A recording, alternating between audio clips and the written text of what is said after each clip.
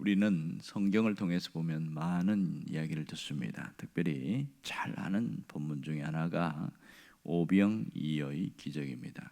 이 오병이어의 기적은 특이하게도 사복음서에 모두 기록이 되어 있습니다. 마태복음 14장, 누가복음, 마가복음 6장, 누가복음 9장, 요한복음 6장, 이렇게 사복음서에 모두 오병이어의 기적이 나옵니다. 그런데 각각 나오는 내용들이 특징이 있습니다. 보면 마태복음은 더 자세히 기록되고 또 누가복음, 마가복음도 마찬가지인데 요한복음과 다른 게 있습니다. 마태, 마가, 누가는 누가 이 음식을 내놓았는지 이야기를 하지 않습니다. 하지만 요한은 이 오병이어를, 도시락을 누가 가지고 왔는지를 드러내고 있습니다. 이게 저자의 관점인 것이죠. 오늘 9절에 보면 여기 한 아이가 있어 이렇게 이야기합니다. 그러니까 한 어린 아이가 도시락을 내놓은 것이 오병이어의 기적이구나, 요한을 통해서 알 수 있게 된 것이지요.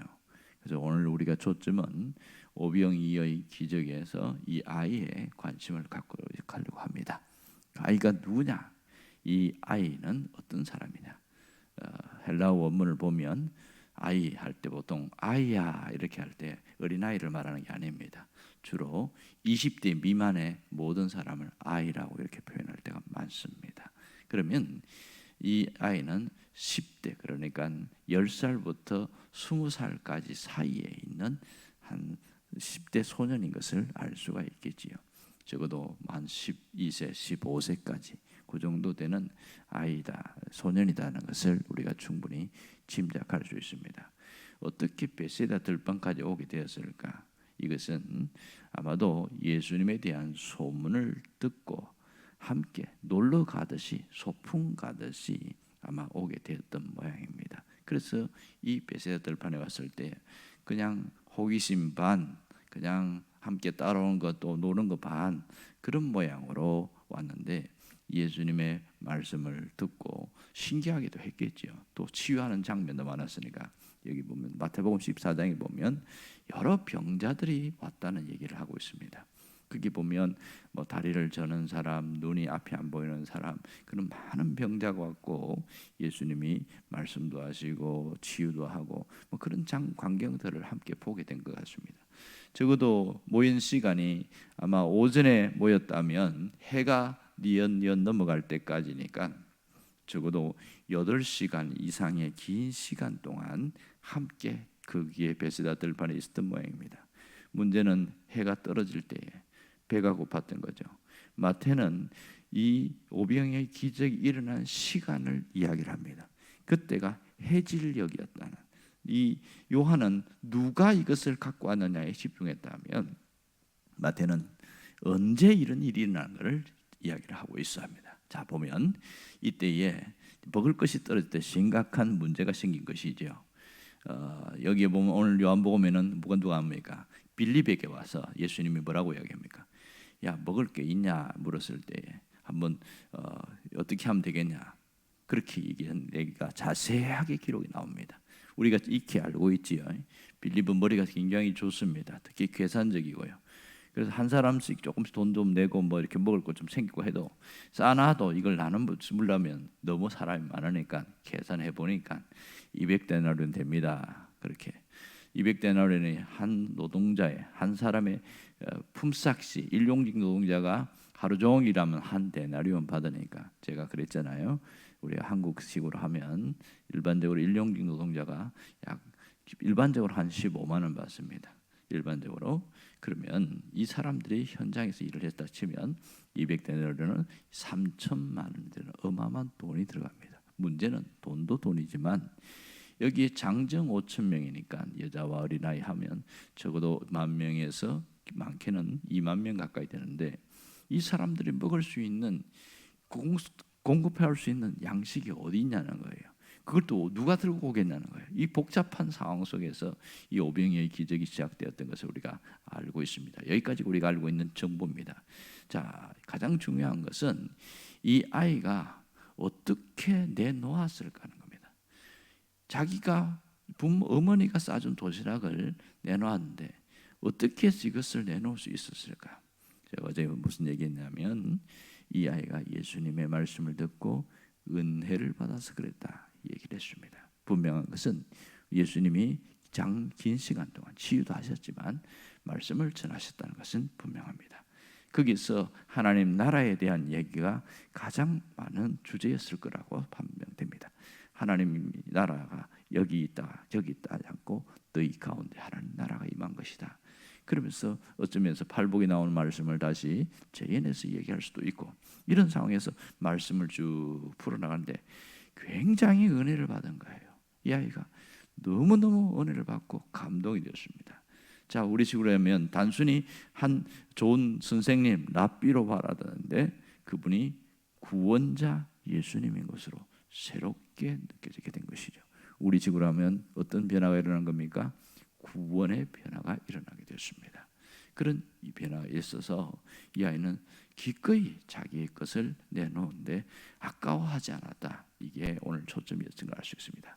자, 그렇다면 이 아이가 이렇게 도시락을 내놓게 된 것은 말씀을 듣고서 은혜를 받았기 때문이다. 변화가 일어났기 때문이다. 그런 얘기잖아요. 그럼 모든 사람들이 은혜를 받았느냐? 거기에 있는 약 10,000명 이상의 사람들이 모였는데 그 사람들이 다 은혜 받는 것은 아니었습니다. 제가 세 종류가 있다는 얘기를 했습니다. 거기에는 바리새인도 있었고 일반적인 자기 병을 고치는 사람도 있었고 뭔가 자기 문제를 해결하는 사람들도 있었고 뭐 여러 사람들이 뒤섞여 있는 가운데 있습니다. 거기에는 제가 이런 이야기했죠. 같은 장소 같은 말씀을 듣는데 어떤 사람은 무덤덤한 사람도 있을 것이고 또 어떤 사람은 은혜를 많이 받은 사람도 있을 것이고 이 아이처럼 말입니다. 또 어떤 사람은 말씀을 듣는데 시큰둥하고 화가 나는 사람이 있을 거다. 누가 화가 났을까? 아마도 거기에 있는 똑똑하고 지식층이었던 예수님의 약점을 잡으려고 왔던 사람들은 은혜로운 말씀을 하면 할수록 화가 났을 것이다. 바로 율법사고 바리새인들이다. 그런 얘기를 했습니다. 정말 그렇습니다. 그들은 예수님이 은혜롭게 할 때마다 권세 있는 말씀이라고 그렇게 할 때마다 화가 났습니다. 실제 갈릴리 회당에서 있을 때에 그때에 보면 가버나움에서 예수님이 말씀을 할 때 사람들이 뭐라고 그러냐면 이 말씀은 권세 있는 말씀이도다. 그러니까 다른 사람들이 굉장히 기분 나빠했습니다. 거기에 있는 회당장이라든지 율법사들이 화가 난 거예요. 똑같은 두루마리를 펼쳐서 이야기하는데 왜 우리가 이야기할 때는 아무런 반응이 없더니 예수님이 말씀하시니까 권세 있는 말씀이라고 하느냐? 아주 기분 나빴던 것이죠. 이 똑같은 그 현장이 바로 베세다 들판에서 나타났다는 것을 알 수가 있습니다. 그들은 예수님의 약점을 잡아서 어떻게 하든 끌어내리려는 것이 목적이었습니다. 이런 사람이 있는가 하면 무덤덤한 사람이 있습니다. 어떤 사람이었습니까? 자기 목적을 이루려고 하는 사람이죠. 자기 목적, 그것이 병이 낫는 것든지 아니면 성공을 한 것이라는 것든지 뭔가 자기 목적을 이루려고 하는 사람들은 그 목적을 이루면 끝이에요. 어떤 사람은 먹기 위해서 온 사람도 있겠지요. 자, 보세요. 이 오병이어의 기적이 일어났을 때에 다른 마태, 마가, 누가는 얘기하지 않았지만 이 요한복음에서는 그 이후의 사건을 자세하게 설명합니다. 사람들이 예수님을 왕으로 추대하려고 해요. 왕으로 추대하려고 하여 피신했다고 그랬습니다. 자기 목적이 뭐예요? 먹는 게 목적이었습니다. 경제 문제 해결하는 것. 예수님을 정치적 지도자로 세우려고 했던 잘못된 사람들이 있었다는 것이죠. 이렇게 했을 때 이 사람들은 말씀을 듣고서 은혜 받은 게 아니고 떡을 먹고서 그들이 떡을 먹고서 변화된 것처럼 그렇게 생각합니다. 이게 자기 목적 가진 사람입니다. 사실 이런 사람들은 별로 은혜를 못 받습니다. 그냥 듣는 거죠. 그냥 듣는 거. 그러나 정말 은혜를 많이 받은 사람이 있습니다. 이 아이처럼 은혜를 많이 받은 사람 누굴까요? 마음이 순수한 사람입니다. 마음이 깨끗한 사람입니다. 어떤 목적도 없고 오직 말씀을 사모하는 사람은 이렇게 정말 순수하게 은혜를 많이 받게 되었습니다. 오늘 이 점이 대단히 중요한 것이죠. 우리는 기적이 일어난 것에 많이 관심을 갖고 12광줄이나 남았더라. 대단하다. 그것이 정말 대단하긴 하지만 그것이 어디서 시작됐는지 이걸 시작해야 됩니다. 어떤 분이 이렇게 묻더라고요.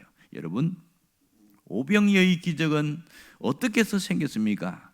그래서 물었더니 예수님이 하셨죠. 당연한 얘기입니다. 그래서 또 물었어요. 그러면 이 아이가 도시락을 내놓지 않았다면 오병이어의 기적이 일어났을까요? 대답을 못하는 거예요. 사실이 맞거든요. 실상 오병이어의 기적은 예수님의 손을 통하여 이루어진 사건입니다. 그러나 이 아이가 도시락 하나를 내어놓았기에 이루어진 엄청난 기적임을 잊지 말아야 됩니다. 주님은 그 점을 굉장히 귀하게 여겼습니다. 말씀드리지만 9절에 보면 이 아이 안드레가 아이 소년을 데리고 예수님께 왔습니다. 왔을 때에 사실은 너무 보잘것없다고 초라한 것이라고 했어요. 그렇지만 주님은 너무 크게 감동받았어요.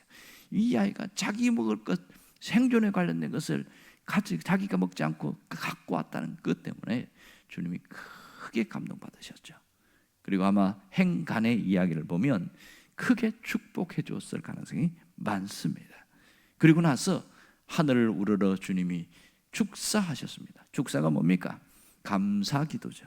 아주 기도 내용이 깁니다. 이 요한복음에 나오는 기도 내용은 상당히 길게 나와 있습니다. 그렇게 감사하고 난 다음에 떡을 떼서 나눠주고 물고기도 나눠주고 계속 나옵니다. 계속. 그래서 엄청나게 그 기쁜 마음으로 사람들이 그 잔치에 참여하였습니다. 사실은 이 잔치가 바로 성찬입니다. 우리가 아는 성찬의 기원이 여기에서 시작됩니다. 주님께서 나중에 유월절 때 마지막 돌아가시기 전에 제자들을 모아놓고 그때에 이 잔과 떡에 대해서 이야기를 했지만 성찬의 시작은 오병이어의 기적이 시초였습니다. 이것은 주님께서 누군가를 설명합니다. 왜냐하면 요한복음 뒤에 보면 나는 생명의 떡이니라 이렇게 이야기를 하고 있습니다. 그러니까 여기 이 사건을 통해서 단순히 먹는 걸 주려고 하는 것이 아니고 내가 누구인가, 예수님이 누구인가를 드러내려고 하는 것이 핵심입니다. 예수님은 바로 생명의 떡으로 오신 주님이시라는 것을 가르쳐주고 싶었던 거죠. 이 사람들이 깨닫지 못해서 그런 거예요. 하지만 말씀을 듣고 깨달은 사람은 주님이 누구인가를 분명히 깨닫는 거죠. 그분은 생명의 떡으로 오신 분이다. 우리를 살리시는 분이고 우리 삶을 이끌으시는 놀라운 분이라는 것을 깨닫게 된 것이죠. 이게 성찬의 시작입니다.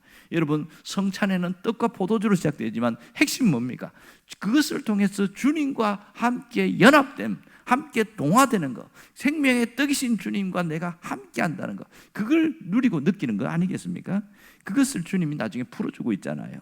이 아이는 주님 말씀을 통해서 그 주님에 대해서 기쁜 마음으로 받아들이고 놀라운 역사가 여기 일어난 거죠. 하지만 이 헌신할 때도 갈등이 있겠지요. 왜냐하면 좋은 게 아니잖아요. 물고기가 무슨 물고기입니까? 아주 가난한 사람들이 먹는 옵사리오라는 작은 물고기잖아요. 떡도 마찬가지입니다. 그것도 부유한 사람이 먹는 것이 아니고 아주 어렵고 힘든 사람이 먹는 그 바싹 마른 떡입니다. 이거 내놓는 거 쉽지 않지요. 하지만 작은 헌신에 하나님의 놀라운 역사가 있었습니다. 작은 헌신, 우리는 작은 헌신을 보잘것없다고 생각하고 굉장히 체면을 중시하는 경우가 많습니다. 하지만 주님은 우리가 보잘것없다고 생각하는 그것을 귀하게 여긴다는 것을 알아야 합니다. 우리는 남들이 볼 때 거창하고 화려하고 좋고 괜찮은 것에만 주님이 역사하시고 주님이 기뻐하실 것이다.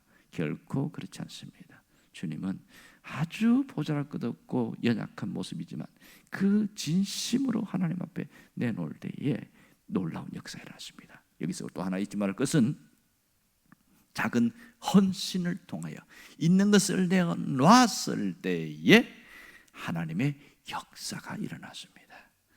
작은 것에 하나님의 역사가 있었던 것을 분명히 잊지 말아야 됩니다. 열왕기하 4장에 보면 그런 기적이 일어나는, 비슷한 기적이 일어나는 게 있어요. 구약의 오병이어 사건이 열왕기하 4장에 있는데 생도, 그러니까 신학생이죠. 신학생 한 분이 있는데 남편이 죽었어요. 그러니까 남편이 죽으면서 빚을 지고 죽었단 말이에요. 이걸 고민을 가지고 그 부인이 선지자 엘리사에게 와서 남편이 이러이러해서 빚이 졌습니다. 어떻게 하면 좋을까요? 의논하러 왔더니 가서 동네에 가서 그릇을 빌려와라 그러는 거예요. 그릇을 빌려.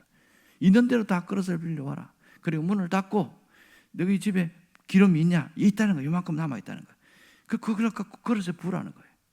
계속 부으니까 계속 나오는 거예요. 계속 나오는 거예요. 그 그릇을 빌려온 그릇이 꽉 찰 때까지 기름이 계속 나오는 어마어마한 일이 있었습니다. 구약판 오병이어입니다. 그리고 마지막 그릇에 딱 찼을 때 기름이 말랐더라 이렇게 되어 있습니다. 그러고 나서 그것을 내다 팔아서 빚 갚고 정리하고 이랬습니다. 뭘 얘기한 줄 아세요? 있는 것에, 내가 갖고 있는 거기에 주님이 기적을 베푸신다. 이 점을 잊지 말아야 됩니다. 우리는 엄청난 것, 대단한 것을 생각하는데 그 사소하고 작은 것이지만 거기에 주님의 역사하심이 있습니다. 사실 교회라는 곳은 바로 교회 자체가 오병이어가 일어나는 통로요, 공동체라는 사실입니다.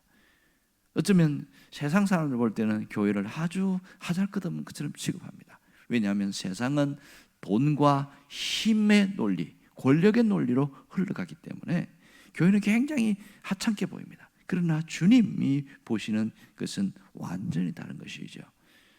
그들이 볼 때는 마른 떡 같고 물고기 같고 비쩍 마른 물고기처럼 보이지만 거기에 주님이 역사하실 때 기적이 일어나는 겁니다. 그러므로 교회 공동체를 통해서 주님은 끊임없이 기적을 일으켜 나가고 있습니다. 오늘 여러분이 이 아이와 같은 사람이 되기를 원해요. 한 소년처럼 내가 하나님 앞에 은혜 받는 사람. 핵심은 내놓는 것보다 더 중요한 게 뭔지 아세요? 내가 하나님의 말씀으로 깊이 새겨지고 은혜가 임하는 겁니다. 말씀을 먹고 말씀을 새기고 말씀을 흘려보내고 말씀으로 살아가는 것, 말씀이 녹아나는 것, 그 삶이 먼저라는 것이죠. 그럴 때에 내가 갖고 있는 가장 작은 것, 이것은 그 작은 것, 물고기는 소년에게는 전부였습니다. 그러나 그것이 기적의 통로가 되어집니다. 주님은 우리 삶에 지금도 기적의 역사를 일으키고 있다는 사실입니다. 나를 통해서 그 일을 하려고 하는 거죠. 왜요? 하나님의 영광을 드러내기 위하여, 하나님이 높임을 받게 하기 위해서 나를 사용하신다는 사실입니다. 우리가 이렇게 기도하면 좋겠습니다. 주여, 오늘 내가 주님이 쓰임받는 통로가 되기를 원합니다. 내가 이 한 소년과 같은 그런 마음, 그런 중심, 그런 삶을 살게 하옵소서. 그런 기도가 있기를 간절히 바랍니다. 기도하겠습니다.